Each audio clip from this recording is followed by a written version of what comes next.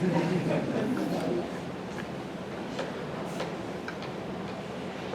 I think most people probably know me. I'm James, obviously, Katie's brother. I can get through this.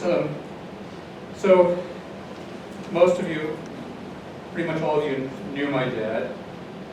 All of us know him, or knew him from our own experience with him. But for Katie and I, our knowledge is especially unique. We have half his genes, so he lives on in a way through us. But I would like to share some of my perspective and my thoughts about my dad to all of his extended family and friends. He was a biologist, he was a geneticist, and for much of his life he was asking questions, searching for answers regarding the nature of life. What is life? Biologist, by definition, is concerned with answering this question at some level. But I think that when we, in general, are confronted with unbearable pain of loss, and we see it's a question that we can't really answer for ourselves. Because the unique qualities that animated somebody that you love and have lost can't be explained, and the absence of that person just doesn't make any sense.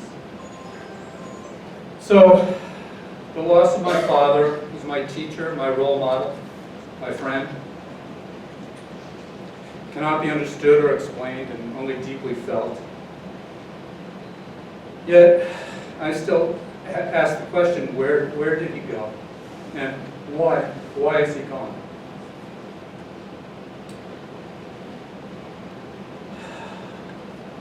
I've written here, there are more things in heaven and earth than are dreamt of in your philosophy, said Hamlet.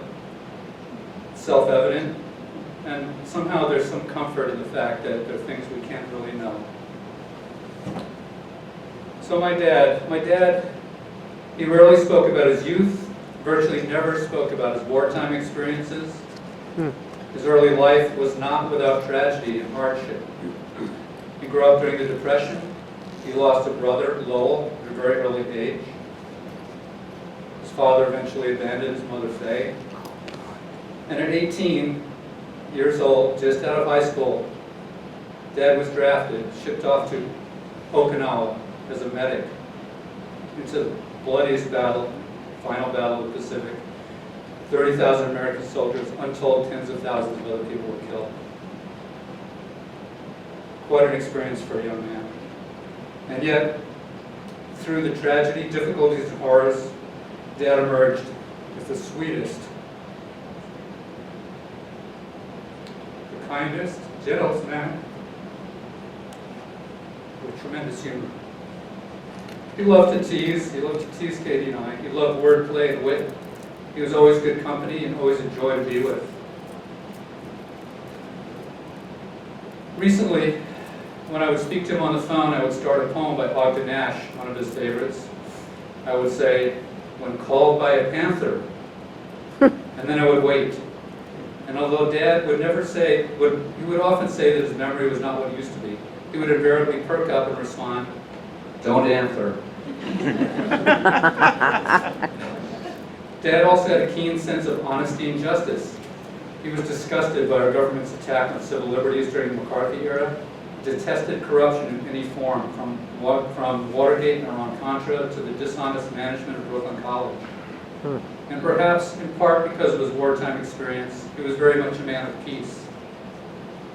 I have an ephemeral, almost a surreal image in my head of being held in the crook of my dad's arm when I was maybe 4 or 5 years old at night, holding a candle and looking out at a sea of candles. Maybe it was the United Nations, in the middle of a huge anti-war vigil. Dad was, in many ways, a very private man. We didn't have heart-to-heart conversations. And yet, his presence in my head and in my heart are palpable. I feel a deep, intense connection, coupled with a regret, paradoxically, that I did not really know him or know his deepest thoughts, fears, and feelings, but he reached me by example, by our shared experience through his unspoken yet very evident love.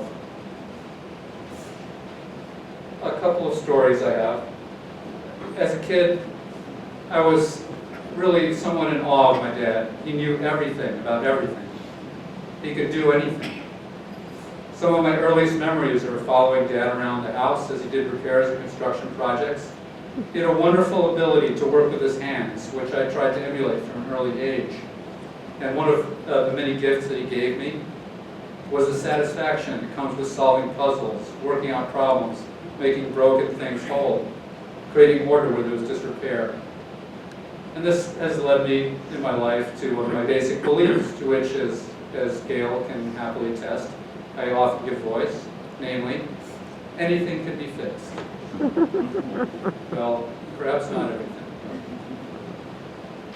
Well, and my dad was my protector. I remember once, maybe 55 years ago, I was in a big crowd with him. I don't remember where. I was a bit frightened, so I reached up and took his hand. But it didn't feel quite right. Not really as receptive as I had counted on it being. I looked up, and I'm looking down at me as a strange man with a smile, with surprise, and I panicked. And I whirled around and I saw Dad right next to me, and I took his hand, and the sense of relief was overwhelming. So much so that I could still feel it to this day.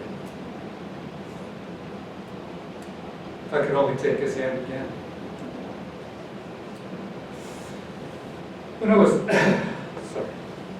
I was 9 years old, and Dad was on sabbatical, we were living in Denmark for a year. We visited a church in Copenhagen with a helical outside walkway, which winds around its spires at its ends, getting narrower and narrower until it disappears altogether. Climbing this was, of course, an irresistible adventure to a 9-year-old. I started up with Dad, filled with excitement, but very soon I noticed that the iron railing protecting us from a terrifying drop was looking flimsier and flimsier. I noticed, too, that Dad had perhaps unconsciously followed my lead and was now hugging the wall of the spire as we ascended. But the walkway was getting narrower. I was starting to get a bit queasy with acrophobia. Suddenly, Dad stopped, said out loud, "This is ridiculous." He stepped to the iron railing, grasped it with both hands, and gave it a good shake. My fear vanished in an instant, and we continued to the top, rewarded with the most stunning view of the most beautiful city from the point of the spire of that church on Frelseskirke. Dad was also an amazingly tolerant and patient father. I never felt that he judged me, and I could never remember even a harsh word. Though no doubt I could be exasperating as any kid, especially as a teenager, staying out till 3 a.m. with God knows who, doing God knows what. And with the rock and roll booming from my room till the wee hours. Somehow, he seemed to like me regardless. We always got along. Dad introduced me to sailing, continuing joy in my life. He taught me to dissect yeast spores, how to use tools, to appreciate the natural world. He introduced me to the pleasures of Ogden Nash, Gilbert and Sullivan, Tom Lehrer, Flanders and Swan, crossword puzzles. He inspired me to take photographs from a very early age. But most of all, Dad was my first and best role model. He taught me by his example right from wrong, justice from injustice, and consideration for other people. Maybe I wasn't the best student, but it was hard to measure up to him. Recently, I was at home making bread, and when I opened the packet of yeast, the smell brought me right back, as it often does, to Dad's old lab in the basement of a building at Brooklyn College. Dad spent much of his career studying the genetics of Saccharomyces cerevisiae, which is the yeast used for centuries in bread making. So Dad's lab always smelled like a bakery. I could see Dad now, youthful, working intently along with a grad student in the basement lab with a wonderful smell, focused in his element among all the glassware, autoclaves, centrifuges, Bunsen burners, searching in his own way to the answer of that unanswerable question, what is life? I don't know if there'll ever be an answer, really. I just know that Dad is gone. I'll miss him forever. And I wish I could tell him just once more how much I love him.